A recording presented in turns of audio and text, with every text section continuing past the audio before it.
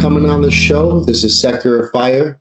I just want to say it's an honor to have you on, man. I consider you a legend. You're awesome. You've been in the game for a long time, and we're going to talk about that. But before we start, Rome, I want you to know that while I was waiting to get you on, I decided to put your name in the Chat GPT and see what will come up. So I wrote in Chat GPT, I wrote Rome, Chicago graffiti artist, and see what popped up. And let me tell you what it says. You want to know what it says? Yeah, let it know. I like to see how much people hate me. No, I'm just kidding. It's funny. I'm curious what ChatGPT says about people. So Rome is a prominent graffiti artist and muralist based in Chicago. He is well regarded for his spray paint techniques and the vibrant, energetic quality of his work. Rome often incorporates bold colors and dynamic designs, which reflect his influences from street culture, hip hop, and urban life. He has gained recognition for his large scale murals throughout Chicago and has participated in various art festivals and community art projects. His work tends to focus on themes of identity, community, and self expression. Rome's art often aims to uplift and engage local communities, making him a respected figure in the Chicago graffiti street art scene. So, what do you think about that? Pretty good, man. Man, I spent my money well. There you go, man. You got a nice little caveat right there for Rome from Chat GPT, man. Hey, so again, welcome, dude. Welcome. Hey, so for any listeners out there, just to let you know, this is an international podcast. I am in Romania, and so we're gonna have listeners all across Europe, and including the States. So let's get everyone on the program and tell everyone where you're from. Well, I reside in Chicago. I've been here since probably 88, 89. Originally, I'm from Rochester, New York, upstate New York. Well, that's great. What do you do?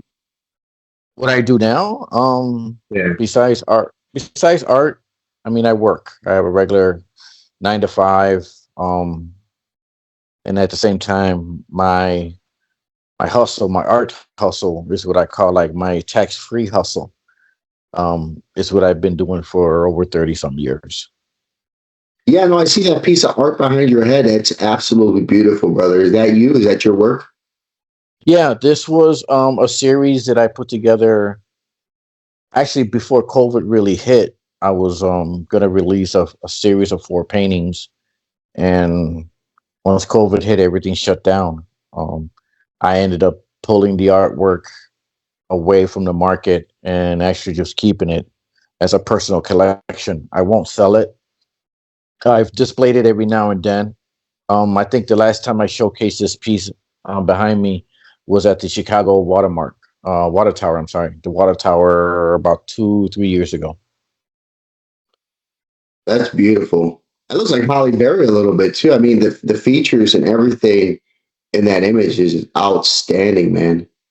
Thank you. It's actually a mixed media piece. One of the collective series I started doing was I was going around the city picking up wheat pastings and advertisement postings that was done in certain parts of the city, and I was incorporated in the art. One of the aspects I was taking was it was a part of Chicago's landmark being incorporated in artwork, and sooner or later the buff comes or advertisement change, marketing changes, and then the approach is different.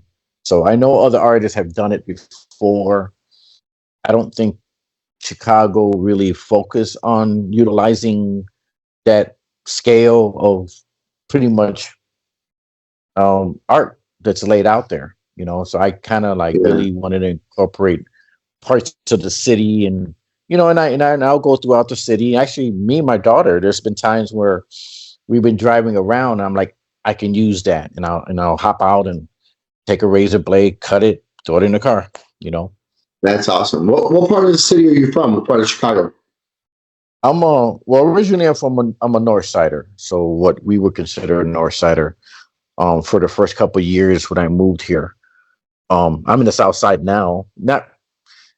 Not what you consider like really South Side. In Chicago, we consider South Side like everything you know, after, Madison, of course. But to me, South Side is like, you know, 65th, Yeah, 95th, so, yeah.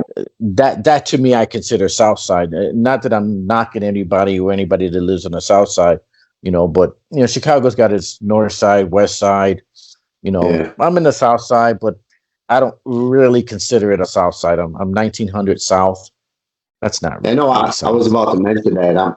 I'm from 17th and Wood, so I'm from Pilsen, and it was one of those things where I was like, "Yo, I'm from the South Side," and I'm like, "Oh, I'm from Pilsen."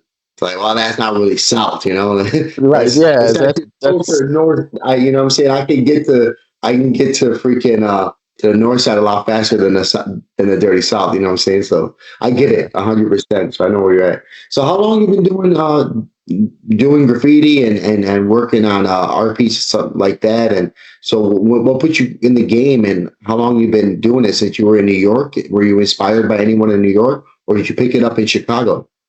Actually, I'm glad you asked about who inspired me and where it started from. So I'm from Rochester, New York. It really wasn't a heavy movement at the time. Early '80s, there was like one hip hop channel, um, and an artist named Beone, or he used to write Beaver, was transferred into my school, and he was from New York. He was from the city.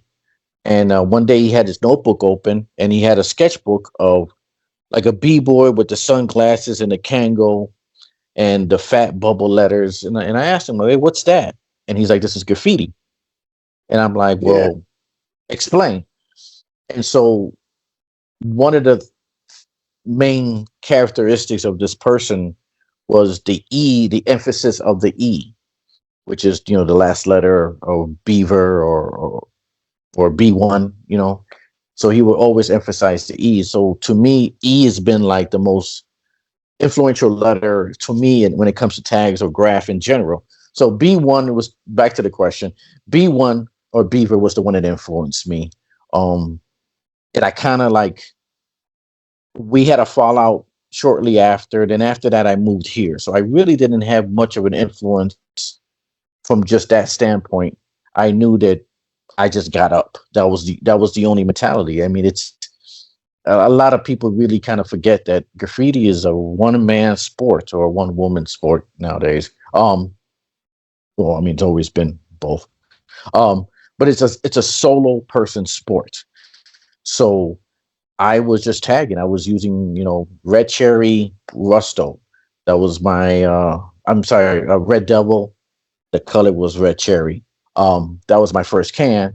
And the funny thing is I would listen to my Sony Walkman, the yellow one that was waterproof, while I would go yeah. bombing. Like, yeah, like really smart. Go bombing, but put headphones on to really, for you won't hear nobody run up on you. I've done it. And then I've done it before. I've I, done it. I, I think it was, well, back then I didn't know. No one else from that I point do. on, our conversation, we didn't Yeah. interact. So I didn't know anything else besides what he told me and showed me what graffiti was. And I figured, well, get a name and just start putting it up. And it was just kind of like common sense in a sense to say, because he really didn't like put me under his wing and explain anything much to me. And I use a brand of Marcos called El Marcos. I don't know too many people even remember those. And then I had the bingo markers. And then sooner or later, I ended up moving to Chicago. And then from there, the typical Griffin, the homemades, the illies, then we started going with the gum out caps and the knee caps. And then, just the Yeah. bombing aspect of it was just kind of like the core. I'm here, make an impact, and get in that beast mode. What I'm saying? I was a little skinny, scrawny little kid, and I just felt like, well, if I'm gonna be with the big boys, I gotta do like the big boys. So when you moved to Chicago, were did you just go solo for a while, or did you have any intentions on joining a crew? And if so, what crew did you join first? When I first got here, I didn't know. I had, you got to remember, in the early late '80s, gang mentality, the gang persona, the Yeah. gang act was very active. Um, you're talking about a young male with no father figure by himself, going to neighborhoods he never heard of, wearing the wrong colors. Um, and the term "all city," it wasn't a term; it was a mentality. It's so, I don't like using the term "well, I was all city." No, I just went everywhere I could and got up. Um, After a while, people started seeing my work. I started meeting other writers. At the time, writers didn't walk around like they do now with "I'm a writer," or they fit Yeah. the criteria or the characteristics of it. There's people that to this day that I knew back in high school didn't even know I was a writer, Yeah. because it wasn't we didn't walk around with it as a form of ego, the entitlement. Look at me, I'm a graffiti artist writer. We So spotted each other because of paint on our clothes, man. Like I would yep, see brushes of spray paint on someone's shoes. Like how we yep. spot each other on the bus. You see The they had Griffin paint on their stains. hands. They had Oh, yeah, the stains on their Griffin fingers. They had stains. Griffin. Everyone had black Griffin stains on their fingers and on their Or, jackets from or, the or you drip. or you sat in the back of the bus, or you sat in You the stand in cut the of the back of the train. bus and you laid low right against the window so you could scribe. Yeah, Yeah, yeah. that's how you You found each know, other. I had joined some other some crews very early on, and I think it was just more of a learning curve. I think crew wise, my first crew that I joined had made an impact to me personally, made an impact to my old friends who to this day are my friends, and also made an impact in the community we call graffiti. Was TCK. So TCK, Tough City Kids, Till Chicago's Killed. The children know. I mean, we have several names for it. And then in that relationship with TCK, there was a union between Jam Crew and TCK, which was called TMR, the Master Race. That kind of embodied our North Side aspect of us, because TCK was a majority of North Side crew, and Jam Crew was a South Side crew. And so that was, to a lot of people, didn't understand what TMR meant. If it was a crew, no, it was the bonding philosophy between two crews on the come up. So, and then from there, Yeah. it opened up for other opportunities in other crews, as the years go forward. And you stayed on it for, God, we're talking 40 years. Your whole school, man. So I mean, how early on did you know that that was your path? Um, you know, as a young man in Chicago, you learn to navigate the hood politics. Um, there is either my first year or two here, I had to bury some of my friends. Um, and I learned very early on the gang life, the street life really isn't something that I need to go through. And I kind of looked at it like either I do something else or I keep fucking around with this gang shit. Now, I didn't, I involved the gang stuff around me because it was the politics and the vehicle for me to be able to function through Chicago. Just keep it 100. It wasn't that I was enjoining a gang just because it was the mentality that I think it was right. Um, I knew personally I'm not really cut out for that. And when you start noticing about friends that you care about being murdered on the streets that you were just standing on, you kind of like, it's not for me. Now, not to say that people that I know are in that life are wrong. It's just not me. You know, it's just, I kind of looked at it like either the beast that it creates, I will get consumed by it. Very early on, it was very. I learned a lesson very early on. I mean, I caught a felony class X case very, very early on. I was close from doing 5 to 7 years, and it was a rude awakening because I weighed $110, $125, man, on a Hey, wet you want day. to last long in county, as what you're saying, huh? Yeah, no, I get No, it. it's just the realization that a lot of people don't realize what young men go through on the streets. Yeah, And mentioning the gang politics in Chicago, for anyone out there listening, it's what Rome is talking about is in Chicago, especially during the 80s and the 90s, um, specifically in the north side, the Pilsen and the deep south side in those areas, literally one block to the next can mean your life. Meaning, if you're a graffiti artist, um, you're probably not going to paint in your own direct neighborhood because you don't want to shit in your own backyard. So, and you want to be all city, but there's a price to pay to come what comes to that. You just can't walk into a random neighborhood with a backpack on or anything like that, and thinking that you could just climb up on somebody's building and paint or just get away with walking. Period. You're going to get checked.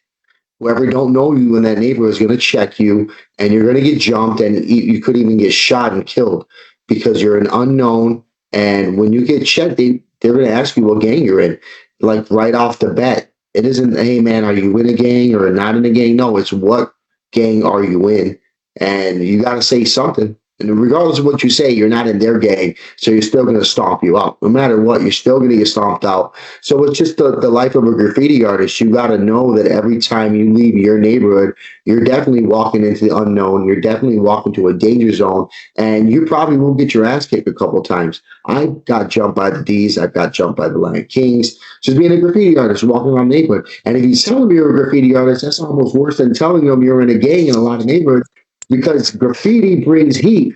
They tell you, hey man, we don't want you in the man. You're gonna make 5-0 come around. You know what I'm saying? And they'll jump you out. They'll beat you up just to get you out of their neighborhood because you're gonna bring the police in the neighborhood by doing graffiti. They don't want you painting up their hood. So yeah, it's a real dangerous sport, man. Graffiti is a very dangerous sport, especially in Chicago. And the gang politics, like you said, I was hooked up with the bishops, and I've been hooked up with the counts as well before, and that helped me a lot in terms of painting. I would go to a neighborhood and I knew somebody and I was linked in and associated, and they were like, oh, it's just common. Or the bishops, the same shit. So they helped out a lot with the gang politics. But although I wasn't a game banger, never had any intentions of being a game banger. But I knew playing the politics of it, I knew I can get up better and I can get around the city a little easier without getting jumped. Never had any luck with the disciples. Never did. They fucked me up so many times, man. But yeah, so totally get it, man. See, and again, do you feel like being a graffiti artist and your art as a whole throughout your life was it acceptable then, and has it become acceptable over the years?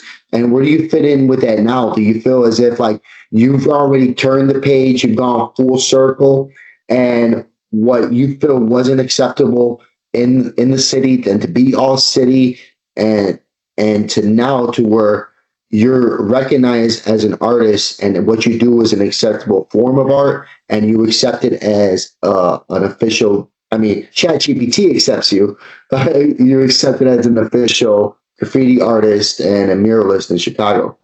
You know what I'm saying? And how long did that process take for that acceptance? I think in a sense graffiti would never be accepted. When he talks about dollars and cents and money and galleries, of course, if it produces income, it's the only time it's being accepted. I still feel that if I approach a gallery and I say I'm an artist, instead of me saying I'm a graffiti artist, because a lot of times the negative view they have on graffiti is still gang banging graffiti on garages mentality. So it took a while for me to just accept the fact of I'm an artist. I use graffiti as a medium at a level when it becomes a business sense. I think at this point in my life now, I can really care less about what the opinion of a gallery or the opinion of someone who's outside of my personal circle.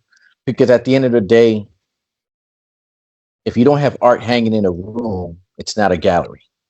If you don't have artists in that room hanging artwork up, it's not a gallery. So don't tell me that I'm important when the only thing is it values your income. So Absolutely. it took me a while to really understand what what do I do and what who am I? It's really pretty much what it is. It took years of confidence. It took years of saying, I'm going to create a body of work that's different than the rest of these guys, or I stand out. And I think for me, I went to American Academy of Art, so I had some schooling, which kind of like gave me a little bit more of honing in on what things I should be looking at to create the next stage of my art. And So in you went that to an sense, art academy, you said. What was the name? Because I didn't catch that. American What was the name of the art academy? American Academy of Art. American Academy of Art. Oh, that's awesome. I didn't know that. Yeah, and I actually it was very difficult time for me because I was working and then going to school at night.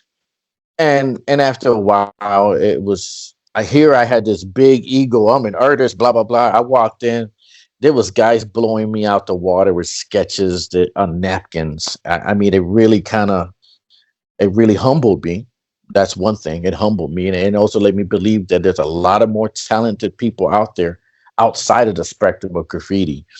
And I learned from it. Either you learn from it, or pretty much you don't grow. So every Yeah. avenue, every person I run into, I try to learn something from it. Well, you brought up a good point that I'm happy to get into if you're interested. You mentioned about um, how you're able to make money off your skills now. I mean, given that small sectors back in the 90s, early 2000s were doing some type of deals where graffiti artists were making money off permission walls and things like that. They had peace battles where there were cash rewards and prizes, and now we gotten to a point to where they recognize graffiti artists as artists, and that's what I believe. I'm not in Chicago right now, so I don't know how big and mainstream it is, but where people are actually wanting graffiti on canvases hanging up in their houses and they're willing to pay good money for it. So, how do you feel about that? Do you feel as if a person has put in the work, they've been a bomber for 20, 30 years, right? On the streets, all city, bombing the rails, you know what I'm saying? They've been in a crew or multiple crews. They did their time, and now they're of age to a point to where they're not going to risk anything. They're not going to go out on a limb and get arrested for doing illegal graffiti. Do you feel as if they deserve to have that platform now? Those museums, those art institutes, where they can show their art, put canvases on the wall, and make money from it. I So you think think I that's think that's the best way for it to go, right? I think it's a good direction. I don't think right now the way I look at the game of graffiti artists that are in the mainstream that are making money, they might not have a history of doing illegal work. A lot of the That was my next designs that question. That was my so next question. I don't I think if a lot of these young artists coming out the gate might have a year or two of some knowledge of graffiti, and then they go in and start doing gallery work, go ahead, get your money. I'm not going to And ever hate on that's them. how you feel about that. So you don't hate. So do you think it may have anything to do with today's technology in the graffiti world, given the fact that, cans have gotten a million times better than what we started with back in the 80s and the 90s. I mean, we used to make our own caps. So we used to make our own griffins. We used to cut our own mean streaks and put colors together. Now they could just go online and just buy everything to make themselves a professional graffiti artist Oh yeah, overnight. Plus, you can even get books. There's books yeah, now. There's major graffiti artist guys who have these we got instructional videos and stuff. YouTube how to's. So that being said, do you think that they deserve the same amount of respect? Those ones that did a year on the streets, maybe less, did a couple fill-ins on a rooftop somewhere, and then jumped right into canvas and put in art in the museums? Or, I mean, because I've had this conversation with another mainstream graffiti artist, Bomber, and he's 100% against it. And and I wanted to see how you felt about it because I'm more into, hey man, this guy got 20, 30 years in the game. You know what I'm saying? He's respected, he's known, and now is at a point where he can't get out in the street and break the law anymore. And the best route for him to go is to do this. And yes, he deserves it, and he should be respected for it, and he should be rewarded for it because he's already did his dues. He's already, you know what I'm saying? And then you got a kid who's probably picked up a can, you know, legally probably 2 or 3 times in his life, and he's already in museums and he's selling, he's making clothing and you know, you know what I mean? I think for one, no graffiti artist, no matter who he is, has a right to judge and say anything about an artist getting his money. First of all, the bills come in their name, not his. As in, to the level of respect I can give a person. We're all human. We're all artists. We're all put on our pants the same way. Okay, so I've been in the game for 30 plus years. Here comes this kid out of nowhere who learned graffiti from online videos, and his paintings and canvases are selling for $10, $20, $30,000. Am I going to hate on that? No, I'm going to hate myself that I haven't created a business plan or a business model for myself to push that effort. I mean, a lot of it's really talk. A lot of it's a hustle. And let's call it for what it is. It's a hustle. If you look at artists from the 60s and 70s, they had this wear all black, look an allure, they look weird, they didn't talk to nobody. Why? They created this energy around them that people wanted to know who they were. Okay, that's fine. You're never going to get me to hate on anybody that you make money off your art. Run it. Why? Because you got to feed yourself somehow. Now, does it bent me sometimes when I see a kid that no one's ever heard of and it comes out the fucking woodwork and he's selling garbage and it's selling? Yeah, I could tell you a couple artists that I could tell you, yeah, he's a piece of shit. But those that know. That's the best way. Yeah, 100%. Yeah, I mean, 100%. There's guys that don't sell canvases, don't really sell their art. They burn steel. The steel runs. People see it, and I could say to myself, no matter how expensive my canvases and how pretty my artwork might be, I see a fucking train running with a fill-in on it or a full piece. Fuck yeah, that's balls, nigga. I'm gonna respect that. I'm gonna respect that because that's what the culture I was created under. 100%. You know, and so yeah, that's completely different. I mean, even if you look at the back in the early days, or in the early '80s, where art shows in New York, they were selling these canvases that just look like graph tags and fill-ins that you see on the side of a building.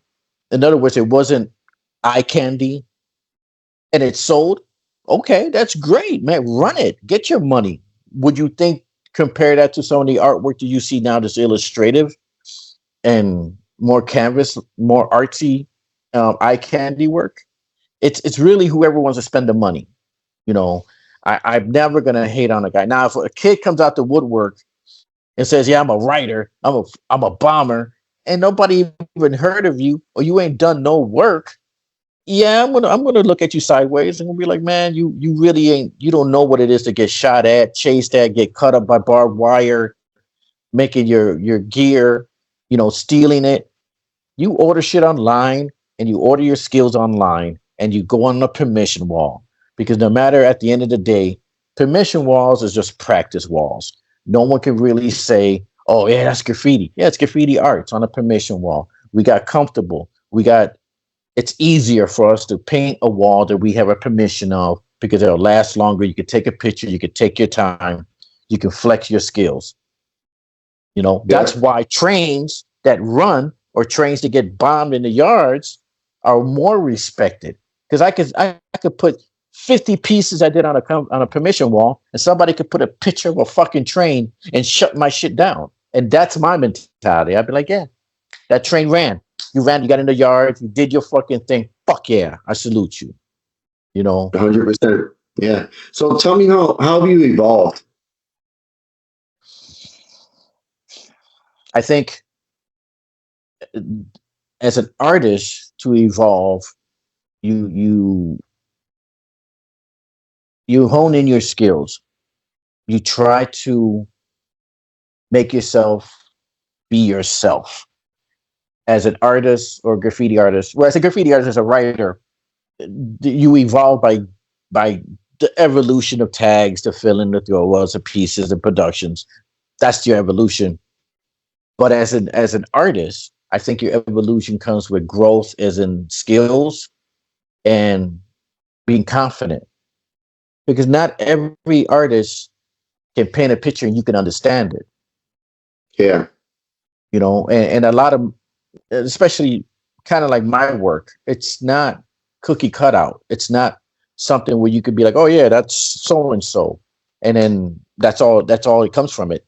It depends. It depends on what your focus is as an artist. You want to hone your skills so you can understand the fundamentals, the basics, what the composition of art needs to look like for it to be more appealing for the masses. So that way maybe it sells easier. Yeah. No, absolutely. Absolutely. Man, I'm still looking at that beautiful painting behind you. That's outstanding, man. I'm gonna tell you right now, don't be surprised after this interview gets out there in the streets, people are gonna be wondering, trying to figure out how to hit you up to throw some money at you for that. I That mean, is nice, man. Just mind you, move your head and I got to see a little bit more of it. Move your head some more. You know what? Let me interview that girl. Hey, how you doing? Welcome to the show. What's her name? there's my art. If it's in my, this is my personal collection. If you want it, be serious about it. And I have no problem saying no. No, I'm not gonna fucking sell it. You know, it's not. You want to. I put 30 plus years of splitting time with my family to create art. I put 30 plus years to piss off a lot of people because, in a sense, it's a competition. We're competitive. We're all sharks, you know. Yeah. And at the same time, I know my worth, and I can say no. I can say no because it's not for, in a sense, where I need to keep the lights on. It's not going to be that way, and I think that confidence allows me to be like, I don't have to deal with this shit if I don't need to, And a lot Absolutely. of artists can't do that, and those that make a career out of it, those that look 24/7, I applaud you for that. But I have a family to raise. Yeah. I have to have a 401k plan. I have to have a dental and health plan, insurance plan. I have to make sure that that check comes in on Fridays is exactly what it is. Yeah. People that live off of art, it's hard. It's really, really hard, man. It ain't as easy as people think it is. You could post all your social medias all you want. You can put it on your website. You can knock on every damn gallery. People ain't spending that money. They're not gonna spend that money. That's true. That's true. You know, we're gonna talk offline after this interview, but I'm gonna have a couple opportunities for you overseas. So when we get offline, I'm gonna talk to you because there's a lot going on over here that I'm doing.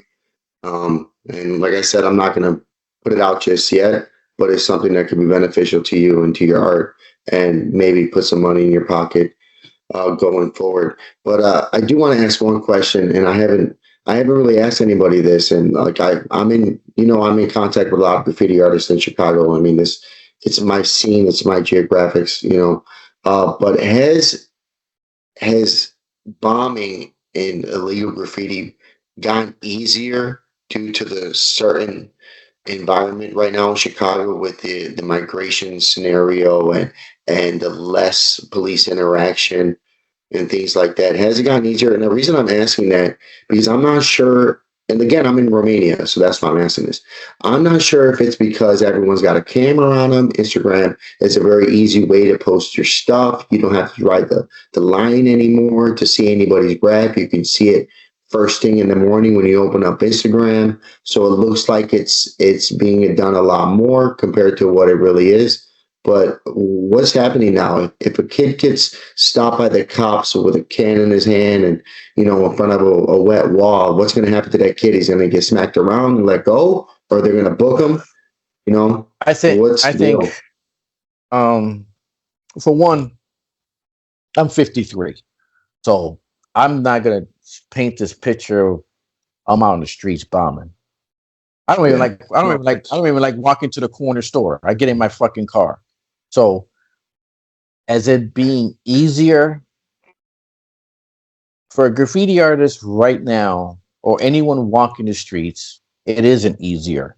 A lot of robbings has been happening, a lot of hop outs, a lot of carjackings, even shit that you don't even see on the news. It happens. We're a major city. Shit happens in a major city. Now, back in the early 90s, graffiti writer walking down the street on a side dark street, yeah, those hop outs and people trying to rob you were back then were gangbangers trying to check you. So the villain changed roles.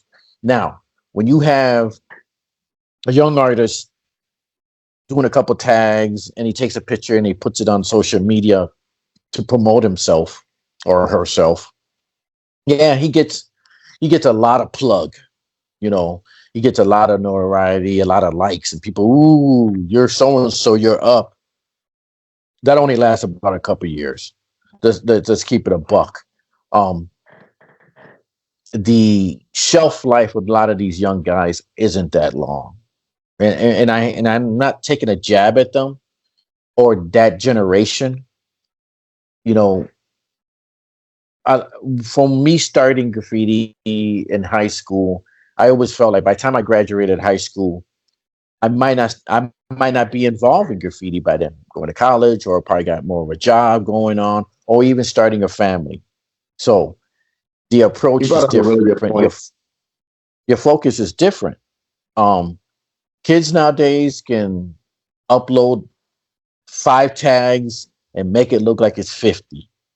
They can upload. You could upload a piece that you do, and I do it myself. I'll take a piece and I'll take pictures of the sketch. I'll take pictures of certain angles. I'll take pictures when it's almost done. I'll take pictures when it's done, and then maybe I'll throw some video on it. But that's all marketing. It's all marketing because it allows those who want to support me, or the people who just who are fans of artwork.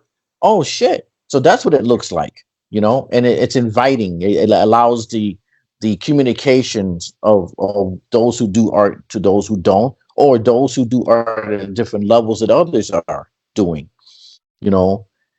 It's not that it's easier.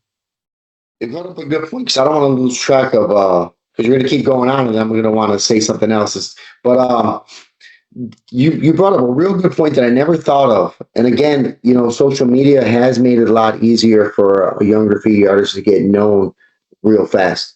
And that's a good thing and a bad thing. Like everything's a blessing and a curse. But you said the shelf life of this new generation, this new era of graffiti artists has gotten shorter. And I never thought about that. And you might be right, based on the following of trends and how soon trends change. Like in the 90s, we had a couple of small trends. We had the grunge, we had the new wave. You had hip hop, the Wu-Tang style, house music, house music. You know what I'm saying? Freestyle. So you had a couple of trends, but through it all those graffiti artists basically look the same to a certain extent. We all look the same, even though we like different music. I had graffiti artists in the crew with me that were into rock. They played the guitar. I had graffiti artists that only listened to like Wu-Tang. I had graffiti artists that listened to freestyle and new wave music, Erasure, Anything Box, things like that. But through it all, we all basically look the same. And the trend didn't really change throughout those years. Now it's like every other year it's a new trend, it's a new thing. And so what this new era they're really doing is just hopping from trend to trend.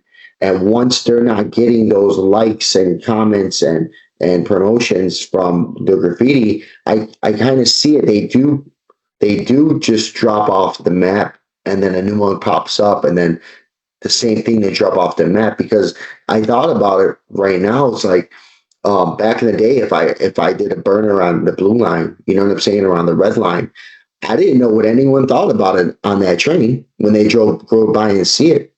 I had no idea what anyone thought about it, whether they liked it. There was no such thing as dropping a heart or giving it a thumbs up.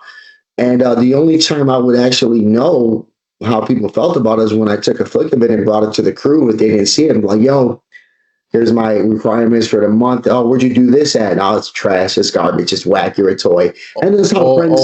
Or even when you went to Belmont and Western. I mean, Belmont, the Belmont train stop. I'm sorry, not Belmont and Western, but Belmont, Clark and Belmont. Or go to the Dunkin' Donuts, right there by Clark. Yeah. And meet other writers, you know, and be like, oh shit. Oh, that leaner you did off of fucking Howard, or that leaner off of the Evanston, you know what I'm saying? Yeah, or that's how we did it. But you know what our spot was, right? The Southsiders? Huck Finn's at 2:00 in the morning, man. Huck Finn's on right there at Archer? Yeah. Yeah, Archer, man. They used to be the spot in the 90s, bro. You were going to meet up with everybody. There'd be a lot of fights because not all the crews got along. But you're guaranteed to go to Huck Finn's at 2:00 in the morning on a Friday or Saturday night. You're going to meet up with all the bombers. All the bombers are going to be out there. You know? That's for us. The Dunkin' Donuts on Clark Street. That's how it was for us. Or go to Medusa's. You'll run into other writers outside of Medusa's. You know, and it was just the environment. You know, it just. I think one of the things is one of my stories I would always like to say is that I met Upski when I was rocking an inside on the tunnels, and he hopped down and asked for my marker, and did you say got Ark? Did you say Ark? Upski. No, not Ark. Okay, yeah, Upski. Yeah, from Bomb the Suburbs. They wrote Bomb the Suburbs. Yeah. When I met him the first time, to me it was like, not to sound cliche, but it's the way writers are supposed to fucking meet. You know, like either you meet at the freight yard or you meet inside a yard. You know, and it's always like, oh shit, who's in here? And then I was like, oh fuck. You know what I'm saying? That's what's up. What's the craziest way? Because you're right. You know, writers usually meet at a train station, and we can spot each other right away. We act differently at train stations when we're on a platform. I'm looking out for cops. I'm peeping where people are hanging out at. I'm looking for spots to hit. You can always spot a writer. That's always guaranteed. So, what's the craziest way you ever spotted a writer or met a writer out in public or, you know, walking the tracks? I have some good stories, like say you're walking the tracks, or is there any crazy stories other than like what you're saying right now with Upski? I mean, I think a lot of times, and there's writers that I met where I'm back at a bus, I'm bombing it, and next to me, he looks over and he starts getting up. I'm like, oh shit. Yeah. And then you're like, fuck, you're so-and-so? You know, and then he's like, "You're so and so." I'm like, "Yeah, fuck yeah." And then you know, it was that, you know, and it's to say, I can't even tell you really much stories because a lot of times, man, we painted and we took off. I got a story, the same story basically. So basically, almost the exact same story. It was probably 97 or 98. It was 97, I believe. I was on the back of the bus, on the Damon bus, and I was we were right by where they used to sell that dog meat, Raymond's Tacos, right by Raymond's Tacos. And I'm sitting on the back of the bus, and there's a Blue Island. Yeah, so there was a bald-headed skinhead sitting across from me, right? And I was doing exactly, and you know, dressed like all black, tight jeans and stuff like that. Looked like a white rock and roll typical guy, right? Real dirty earrings and stuff, tattoos all over. And so I'm doing exactly like I said. I'm leaned up against the window, real low key. You know what I'm saying? With my backpack on my lap, and I'm just scribing, you know, throwing a comment up, throwing the TDM up, and everything. And this guy's staring at me. Once I got done, I wiped off the window, blew the shit off me a little bit. He seen my name, man, and got up and attacked me. I was like, what the fuck? He jumped up and attacked me, man. And so I started fighting for my life. I'm like, holy fuck, this big skinheaded white dude fucking fighting me. So then I get up, I use the bars, I kick him in the chest. You know, I monkey swing and shit like that. The bus driver hit the brakes. We flew to the front of the fucking bus, right? And jumped up. A real big black strong dude, man, grabbed us, threw out the fucking back door. But I stayed on the bus. I was holding on to the bar, and he got the other guy at the door. Well, the other guy, his name was Scam. There's a graffiti artist named Scam, and I stamped him, dude. And he had been looking for me for weeks, dude. What a chance, Oh dude. shit! I stamped him. I went bombing with a couple of boys. I think I went bombing with D-Tech on the Orange Line, a couple other guys too. D-Tech and I don't remember who else I went with, but maybe Fame. But and I seen some bullshit there, and I'm like, I'll just go over this. This guy's garbage. I'll just go over him. And man, he had been looking for my ass, dude. And you know what? After that engagement, man, we became best friends. And you know what I'm saying? I ended up letting him live in my house. He became homeless. I let him live in my house for me. But yeah, man, and I apologized to him. Like, look, man, there was no hard feelings, bro. Your shit was old. I'd been up there for a while. And I've done that a few times with the MULs. I've seen some old, faded MULs. And I'm like, I'm going to go over this. And if they come at me, I'm just going to tell them. And so that's one of those scenarios like that. You just randomly bump into someone, and it may not be a good altercation. It may not be like, yo, what are you right? It could be someone you stand for, you have beef with, or from another crew that don't fuck with your crew, but you don't know how many guys are in their crew. You don't know how many, you know what I'm saying, or who they are. So it's a crazy situation. I'll tell you a story. Wow, man. I'll tell you a quick story that you reminded me of. So, I'm not gonna bring their names up, but so I went over and crossed some people out. They crossed me out. We were playing that whole "we try catch you" type shit. So they tried catching me. So so it was a few of them, and I did what I did. Fight to live another day, and then we take off because there was too many of them coming at me. And a car pulled up, and the guy's like, "Rome, jump in the car. I got you." I'm like, fuck, for a split second, I was like, man, is this a fucking setup? But I didn't think none of it. I jumped in the car. He's like, I got you, Rome. You know what I'm saying? Because he lived up north also. So sure enough, drop me off. I'm good. Close to 20 fucking years later, dude. Oh, no shit. Listen to this shit. I'm at a party, and there was some breakers. And they had the cardboard out, and some people had some markers, and I was with my dudes, so people were busting tags, so I busted the tag. All of a sudden, one of the young men, walk up to me. He goes, "My dad saved you one time, and you jumped in his car. You were getting chased. My dad's been telling me this story for years. I finally get to meet you." And I was just like, wow. So you can understand that, this young man, this kid was like, my dad talks about you. Fuck yeah, dude. You know what I'm saying? It was like a story like we're talking now. He told his kid, yeah, man, this dude Rome, he was getting chased. I fucking up the door. I saved his ass, and I was like when Colugino. It's like when Colugino from the Bronx Tale finally met the dude at the funeral. He's like, so is that what happened? Was it over a parking space? Like, yeah. Finally met the dude. Oh, that's amazing, man. But it was a good story to say because it wasn't no shady shit. It wasn't, yeah, fuck him. I picked him up and I saved his fucking. The kid was really more as an honor of meeting me because he was like, damn, my dad talked about you and it was dope. Now I could tell him, hey, I met Rome, the dude that you kind of helped out years ago. And I was like, fuck yeah. You tell him, I said, what's up, man? And I of course, I don't remember who it was, what it was, but I know that if somebody ever approached me again, like, hey, man, I saved your ass. I'm like, well, fuck yeah, I got a beer and a blunt for you. You know what I'm saying? Let's keep it real, I'm always going to respect that, My man, that's dope, dude. That's awesome, man. And it's a small world, man. And it's the way it is. Like, I bumped into graffiti artists in Germany that literally knew who I was, and they knew who my friends were. They knew about my crew and stuff like that. Same thing all over Europe. So I've been living in Europe half my life. Just a little bit about me. I lived in Germany for 9 years. I lived in Italy for 4 years. I've been living here in Romania for 5 years. Been to Africa. Been to all over the Middle East and stuff like that.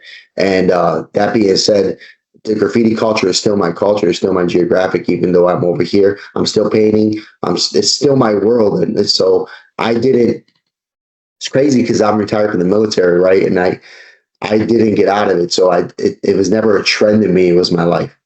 You know what I'm saying? It's my blood. It was, I started when I was a child. My brother was a graffiti artist. All the people around me were doing it. It's my blood, so I'm still doing it. And if I had to sit down with I'm 17, 18-year-old kid right now and say, hey, listen, I see you're doing graffiti. What's your goal? Where do you see this taking you? You know what I mean? If they're just doing it for shits and giggles, I'm like, dude, it's not worth getting arrested. So like, it's not worth getting yourself in a situation where you're going to have to pay the courts and have your cousin bail you out at 2 or 3 o'clock in the morning. And you know what I'm saying? Have to face the man. If it's not in your heart, it's not in your soul, and this is not something you're going to want to do for the next 20, 30, 40 years, then there's no point getting arrested for it because you're going to regret it. I didn't regret a single time that I got picked up by the cops for doing graffiti because that was just the process of doing what I love. You know what I'm saying? Or even people that lose their lives. I mean, there's writers, exactly. young dudes that don't know. There's times where me and Blue 32, X-Men Blue, we used to run Ravenswood. We used to run the Brown line or the Ravenswood line, what we'll call it, and they will run. They'll cut down at a certain time, so we will run that line and we'll do leaners. And one time we did this leaner off of Southport, and they ran a ghost train on us. We weren't expecting no fucking train at 3, 4 in the morning. Of course 100%. Not. The line. So we 100%. Pretty much had a jump in between the spaces. I didn't know what was under that space. I don't know if there was nothing under that space. So I could have just fell 20 feet, 30 feet and busted my shit. Fortunately, I seen one of the bars across. I hung off of it with my armpit. I felt a fucking train pass over my head. I was like, this is not for me because I'm not going to get decapitated for fucking doing tags. I jumped off the Blue Line tracks a couple of times because of ghost trains. Because Blue Line knows Pink Line now, right? So back in the day, we used to be able to climb up through the viaducts by 18th Street or by 17th Street, 16th Street. Polk, you can climb up through the tracks. And you can walk the tracks after the train stopped running, like I believe 11:30 will be their last train. And I'm like, I'll be good to go at midnight. And I'll walk from Polk all the way to Western, California, walking the tracks, jumping out rooftops. And a couple of times, I've almost got taken out by ghost trains, man. It's the exact same thing, man. A lot of people don't know how dangerous it is. I'm going to tell a story about, this is fucking crazy. I was with Sane, TDM crew. Shout out to my brother Sane. We were painting the 18th Street stop. The 18th Street stop, they have the clear bubble right on the top. Yeah. And this had to have been around 1998, 99. And they had, back then it was Zemski's. Remember that now? I don't know what it is on the corner now, but it was Zemski's. And they have a water tower. So it's like, well, we're going to hit the bubble. We're going to get on top of the roof of the train station. We're going to hit the bubble. Then we're going to climb up and hit the water tower. Everything was going as planned. Everything was going to go. And all of a sudden, just 5-0 everywhere, man. They're coming up the platform. They're figuring out how to get on the roof of Zemski's. We had nowhere to go. After we were fucked, we were like, okay, well, this is it. We're not getting down. There's one way up and one way down. And my buddy Sane, love to him because he'll tell you if he tells a story that I gave up all day. I gave up, man. I was like, dude, we're done. He's like, no, man, we can't quit. I'm like, well, I'm not jumping off Zemski's, bro. He's like, no, we'll find something. But he found a little better, man, on that roof that we just barely fit down, and we slid down halfway through, and we're just getting pitch black, stuffed in there like that. And what's crazy is that while we were up there, we can hear the police on the roof with dogs looking for us and all that shit, literally telling us, like, when we find you motherfuckers, we're going to throw you off the roof. I'm not kidding. Like, I was terrified. So we're talking, this is 25, 26 years ago, man. And I was like, God damn, these motherfuckers find us. They're going to throw us off the roof. Like, we're going to kill you motherfuckers. That's terrifying because they're probably not lying. They probably would have threw one of us off the fucking roof, Yeah, so it's just one of those situations. Like, it's a very, very, very dangerous skill and very art. So, power to you. And like I said, what my advice was to this kids, what would be your advice to any young whippersnapper? You can sit down and say, hey man. I think decide if it's something that you really want to make money off of it. Somebody coming out the gate say, I'm bombing, I'm getting up. I said, okay. Are you getting up to get up? Or are you getting because you want to make some money off of it eventually? Because if that's the case, then stop and make some money off of it. Put yourself a little portfolio, make yourself a little fucking Facebook page, do some little ads, whatever the fuck it is, and then make some money off of it. Because these gallery owners don't know the difference sometimes from a real graffiti artist to a guy who just got on board. Let's keep it real. They don't really care. If they can get people on, if you have a shitload of fucking followers, a bunch of fucking likes, oh yeah, he's gonna bring people here. They're gonna buy beer and they're gonna fucking fill my gallery up. Fuck yeah. Make your money, call it a day. You know what I'm saying? I'm not gonna be one of those people be like, well, for the love of art. No, you know damn well if you're gonna be a fucking graffiti writer, you ain't gonna care about fucking money. You ain't gonna care about gear. All you're gonna be caring about is where I can grab some paint for free, where I can get some fucking Griffin and make some extinguishers and fill this shit up with paint and blast the fucking lines, hit some fucking yards, and travel global. I mean, be specific. You said extinguishers for all the non-graffiti artists watching this show. Tell people what we should do with fire extinguishers, because a lot of people don't know this. And all right. So look, for me, I'm really just the way I feel about it. Graffiti ain't supposed to be pretty. So let's go from that point. Now, I'm a fan of Gum Out Caps and Griffin. Sloppy fucking tags, the bigger the better. Now, fire extinguishers, what we'll do is you take the older ones, you take them apart, you fill them with fucking paint, house paint, and then you add some little mixture of whatever, water or whatever the fuck, and you fill it up with air, and you go by the expressway, or go to some big ass building, or you dish somebody's piece with it, and you fucking splash some big ass tags with it. I fucking love that shit. Now, there's certain artists, I'm not taking shots at you, so don't get sensitive. There's certain artists who create an art form out of it. They made an art form out of it? You know, I think I've seen some stuff like that. It's cool, it's clever. Okay, you spray this big ass building. There's nothing they're doing now that's original. It's all been done before. I mean, I'm not talking shit, but I'm talking shit. It's whatever. And he probably got paid real good to do that shit. Fine, fuck you. That's how I feel about it. I mean, I'm gonna be sensitive about it. I'm not. But the fact of the matter is that if you got paid to do some drippy shit, cool. I applaud you. If some young kid comes to me and be like, man, if young kid approach, if a younger me showed up right now, 15, 16-year-old me came up to me and be like, Rome, what should I do? I said, look, dude, if you worry about paint on your clothes, you're not in the right game.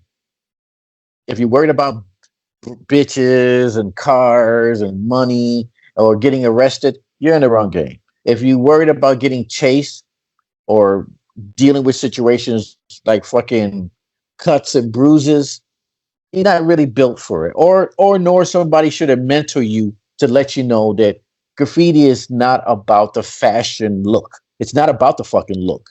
I'm sorry, it isn't. It get over the fact that you got to look pretty. I've been sloppy, messy kid for a long time. I think I didn't start worrying about clothes until I got in my 20s and 30s. Because by then I was like, look, I'm getting tired of all my jeans and shoes got fucking paint all over them. Yeah. All my good shirts got paint on them. I'm coming to work with paint all over my hands. And fucking Griffin dye doesn't come off your hands very easily.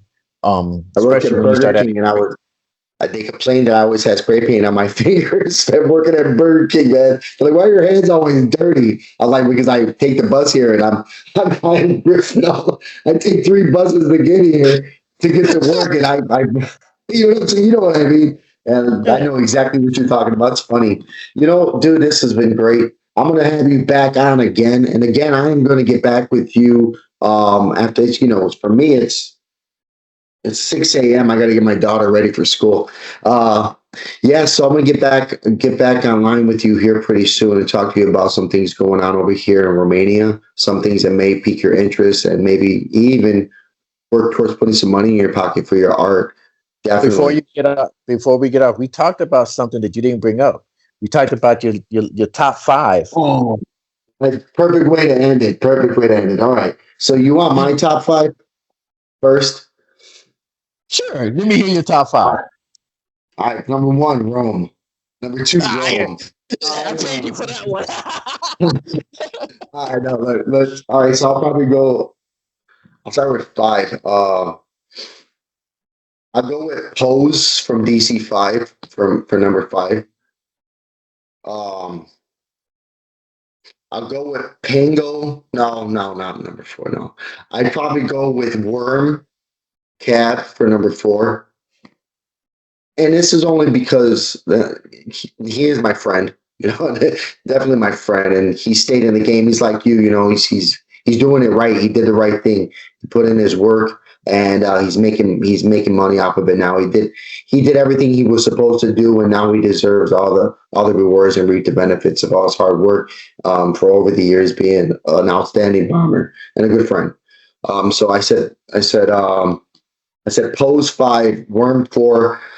Um, just solely based off me and growing up and who was someone who inspired me. And, you know, he's not painting anymore and I don't even know where he's at. And I wish I did.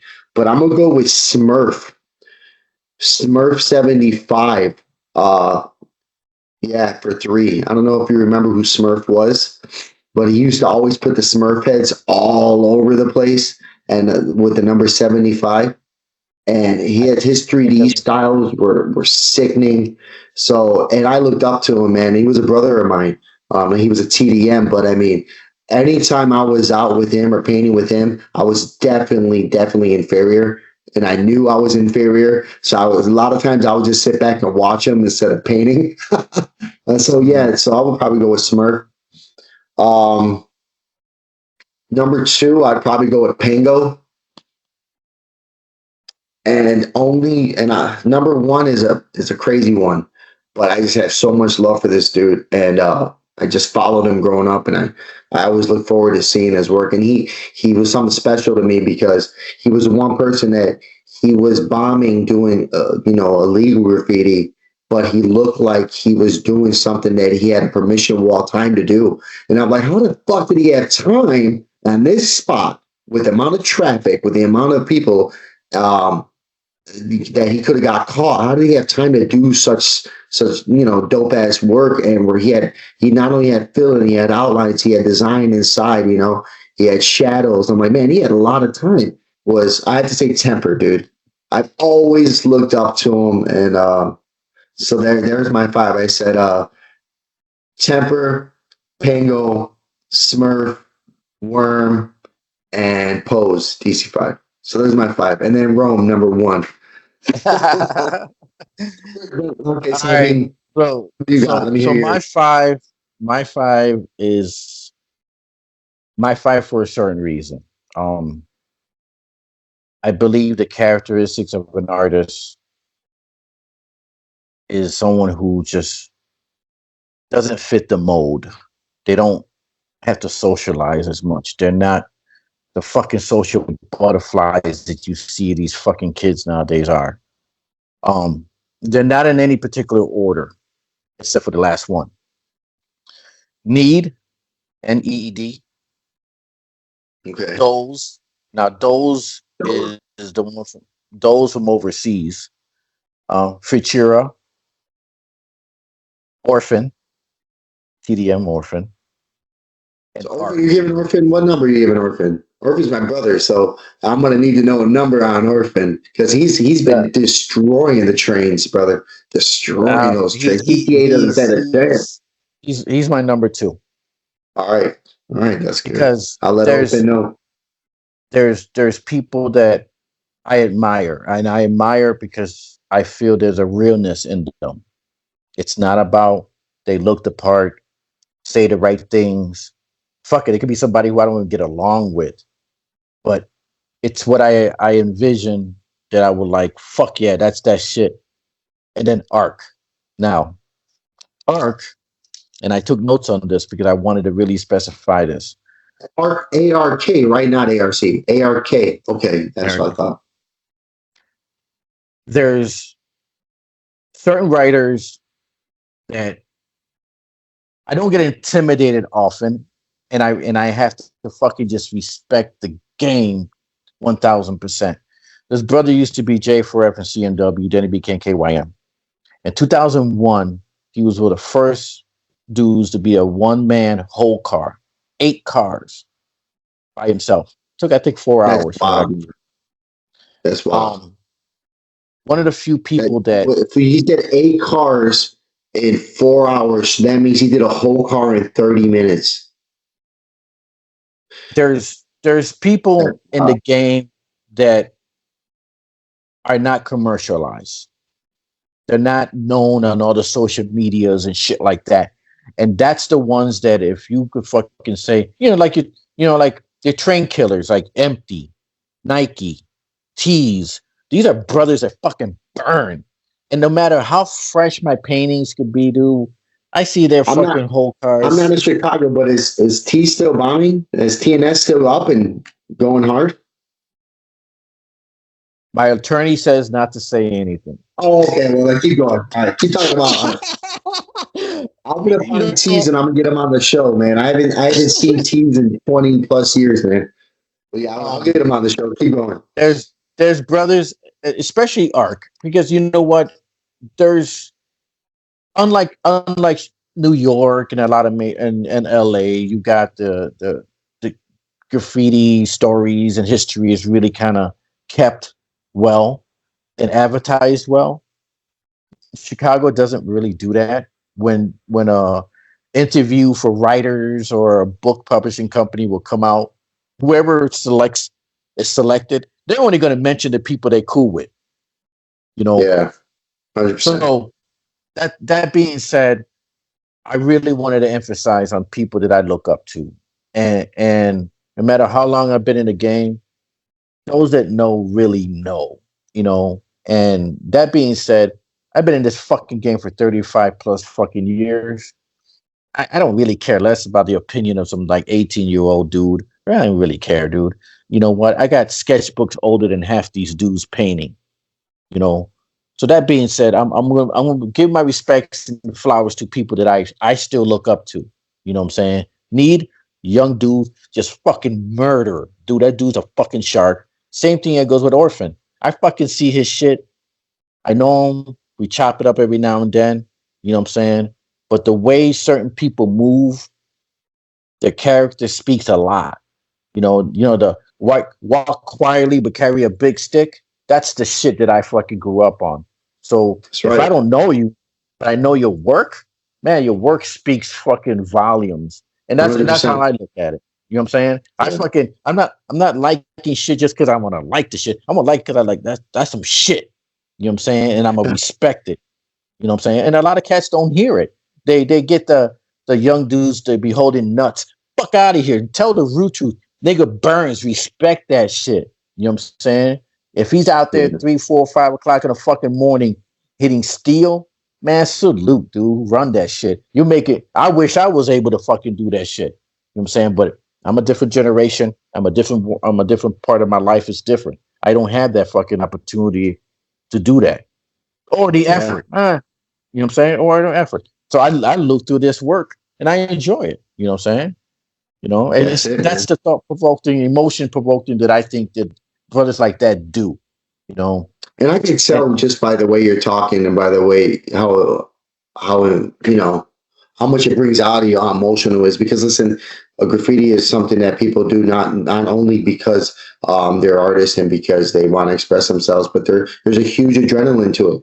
There's an adrenaline rush that it's a junkie feel. It's kind of like heroin, and a lot of people have that rush from doing things like gambling, skydiving, and things like that.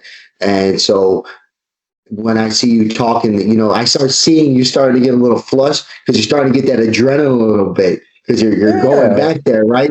You're going back there a little bit, and I can see it, and that's a beautiful thing, man. And again, it's I picked doing graffiti over drinking, heroin, gambling, whoring. I picked graffiti doing all, you know what I'm saying? Whoring? What? Oh, not me whoring. I mean, I haven't. This is my podcast is a gateway to my OnlyFans. So hit me up later. I'll send it.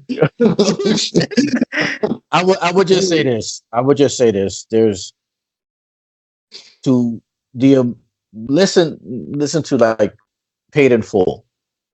Or listen to public. Listen to some Public Enemy. Or you listen to My Philosophy by BDP, which was the soundtrack to my graffiti career. I would listen to My Philosophy over and over again because that to me is the vibe that I felt. So to listen to that song and to reminisce, that's what the graffiti feeling it is to me. It's a good track that you'd be like, man, they don't make it like this no more. Or damn, listen to this beat. Or damn, and you know all the words to it. That's what the graffiti feeling is to me. It ain't something that's like change. I got a soundtrack song for as well, man. I'm happy you brought that up. It's something that I'm going to ask other artists because I never thought about it asking. But mine is "Moment of Truth" by Gangstar, man. That's my soundtrack, dude. Whenever, like, if I'm painting, I'm doing anything artsy, just period. I'm just sitting there sketching, throwing my buds in. This sometimes you gotta dig deep. When problems come near, don't fear. Things get severe for everybody, everywhere. You know what I'm saying? That's my soundtrack for. So that's it, man. Dude, I loved having this conversation with you, brother, and I want to do this again and again. We're gonna talk offline, but is there anything else you want to say? You want to promote anything? You want to put anything out there to the ether to maybe get some of that goodness right back? Check out the website, rome1.com. It's ROMEWON. Send me that so I can make sure I'll put that on the video when it gets posted. And I think I sent you a bunch of pictures. Yeah, that's all going to get added. So you guys will enjoy that. I think one of the biggest things I want people to really get from me is my evolution from a tagger that was toy as fuck.